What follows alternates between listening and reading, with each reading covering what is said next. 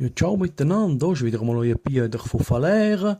Ja, weisst, dann sind 3 Männer gestorben, sie kommen in den Himmel und vor der Himmelspforte, dort ist mein Namensvetter gsi, der Petrus, der ist nicht gestanden und er so, hey Bros, tut mich voll leid, es ist voll, heute kommt keiner mehr rein. Dann sagen sie, aber wir sind doch gerade gestorben, wir wollen reingehen, um zu verrecken. Dann sagt der Petrus, okay, ich mache eine Ausnahme. Wenn jemand von euch eine richtig coole Story hat, wie er gestorben ist, dann dürft ihr reingehen. Dann sagt der Erste, gar kein Problem, Petrus. Ich habe eine richtig krasse Geschichte, weisst, ich komme früher noch von der Arbeit heim, will meine Frau überraschen.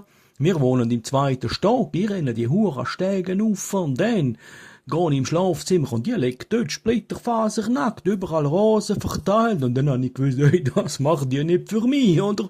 Dann bin ich suchen, überall im Schrank, unter dem Bett, und dann habe ich gesehen, am Balkon draussen ist einer gehängt, oder? Und dann habe ich dem mit meinen Schuhen auf den Finger geklopft, dann habe ich meine Schuhe abgezogen, und dann hat der Koga schon losgelassen, meine Füße sind ein bisschen gestunken, nach dem Motto, ein bisschen steichen muss es, oder? Also, der ist runtergefallen, jetzt hat er gerade noch am Baum festheben dort, oder?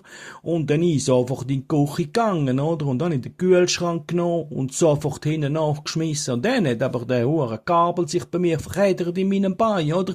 Ich hinterher, zack, tot, oder? Dann sagt der Petrus, boah, das ist eine geile Geschichte, du darfst reingehen. Dann kommt der Zweite und sagt, hey Petrus, ich habe auch eine ganz krasse Geschichte. Das weisst, also ich bin ein Fensterputzer, oder? Ich bin also so am 3. Stock am Fensterputzen, dann bin ich ausgerutscht, bin nach hinten gefallen, und dann abend, oder? Und dann habe ich mich gerade noch im 2. Stock festhalten, oder? Dann ist so ein Idiot vorbeigekommen. Hat seine Schuhe ausgezogen, vom Gestank bin ich ohnmächtig geworden, dann losgelassen, bin runtergefallen, habe mich gerade noch so am Baum festheben. Dann holt der hure Zipfelklatscher einen Kühlschrank, schmiesst ihn auf mich drauf, zack, tot. Dann sagt der Petrus, boah, die Geschichte ist ja noch viel geiler, du kannst auch rein. Dann kommt der Dritte und sagt, okay, Petrus, hör zu. Ich sitze also nackt im Kühlschrank.